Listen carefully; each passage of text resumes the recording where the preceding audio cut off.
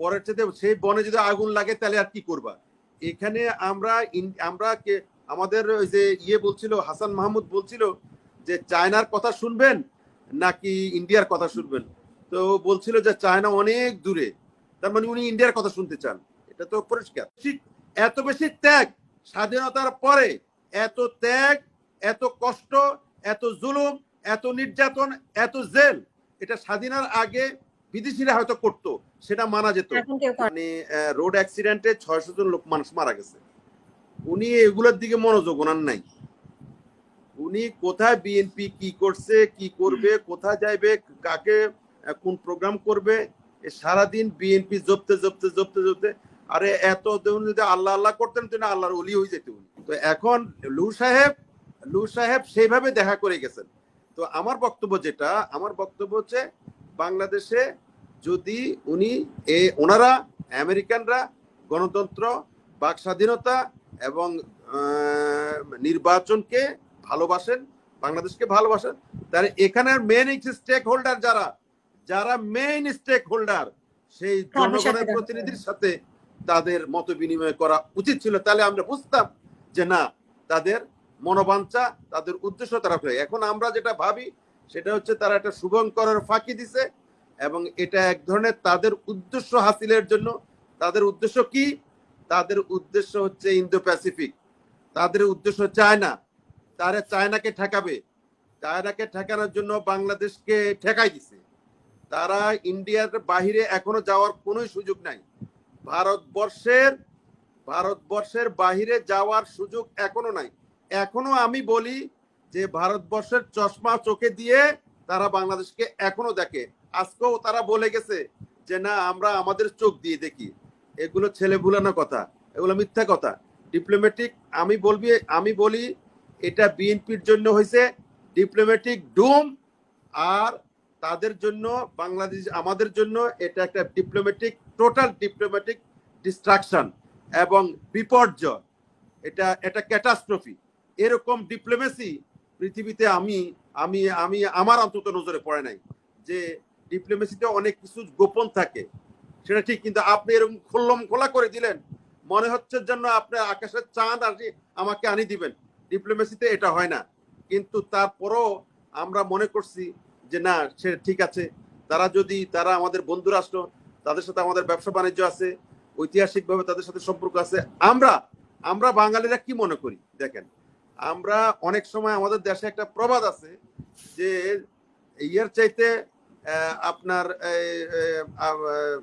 পর ভালো, আপন চাইতে পর ভালো, পরের চাইতে বন ভালো।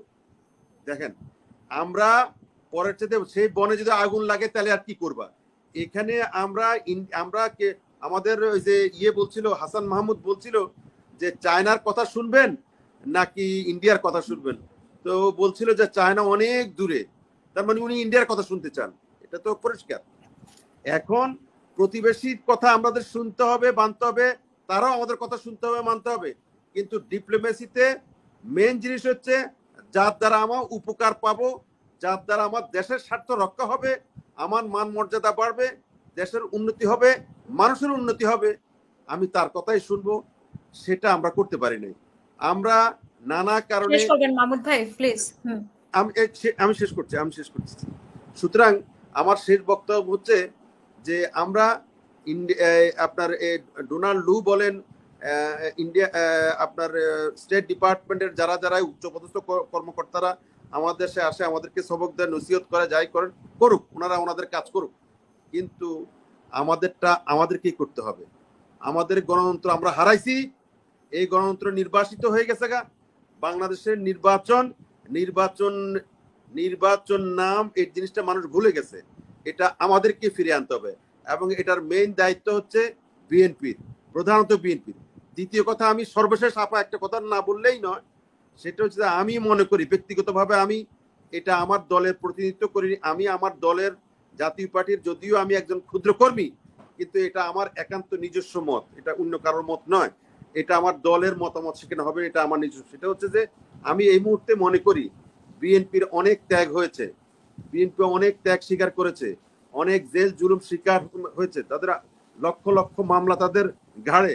বিএনপির লক্ষ লক্ষ নেতা কর্মী আজ ঘরে থাকতে পারে না, তাদের সংসার নাই, বিরাজ নাই, তাদের চাকরি নাই, বাকরি নাই, ব্যবসা নাই, বাণিজ্য নাই। এবং এই বছরকে বছর এই লোকগুলো রাস্তা রাস্তায় ঘুরতেছে। তারা তারা তাদের জীবন অনেক ক্ষেত্রে জীবন সর্বহারাদের মতো, সর্বহারার চাইতে আরো বেশি তাদের সবকিছু হারায়।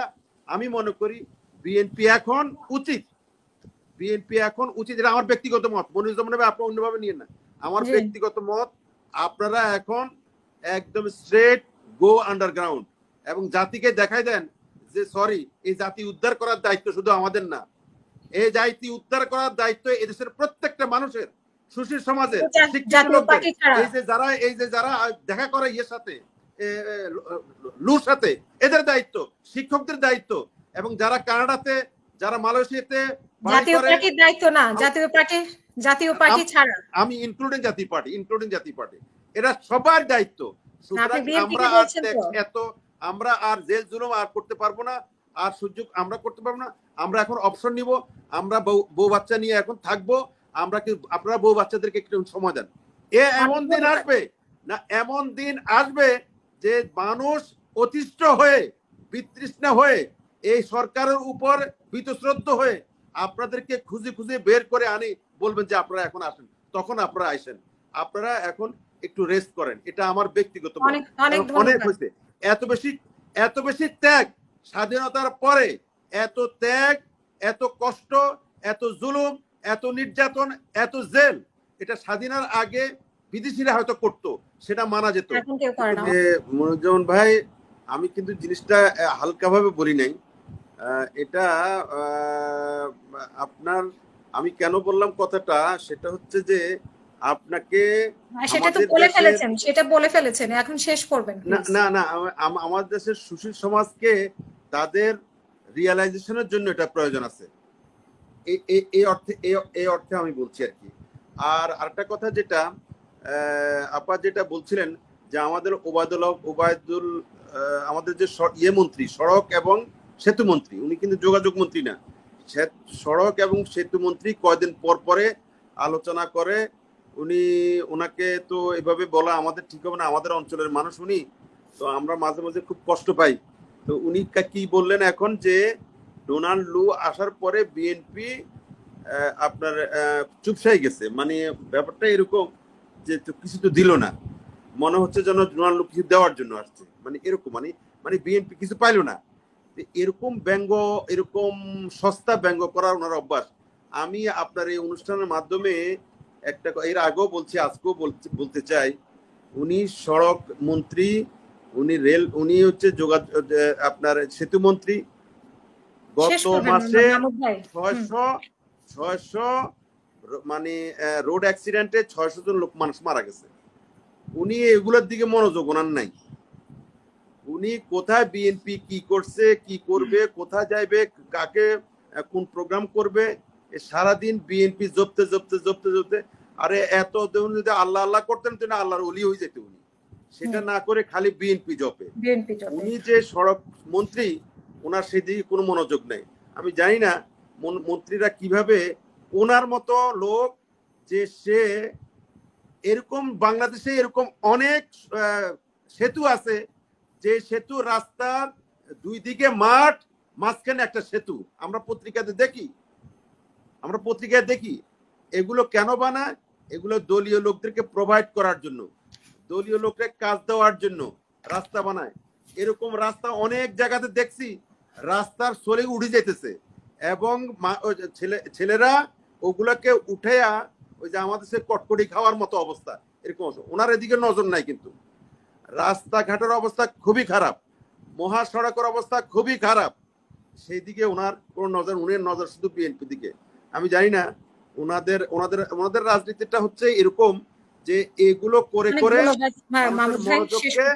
মানুষের মনোযোগকে অন্যদিকে, নিজের যে অযোগ্যতা, নিজের যে অপারগতা, নিজের যে মানে মানুষের প্রতি হৃদয়হীনতা, ওটাকে ঢাকার জন্যই এগুলো করে। ধন্যবাদ।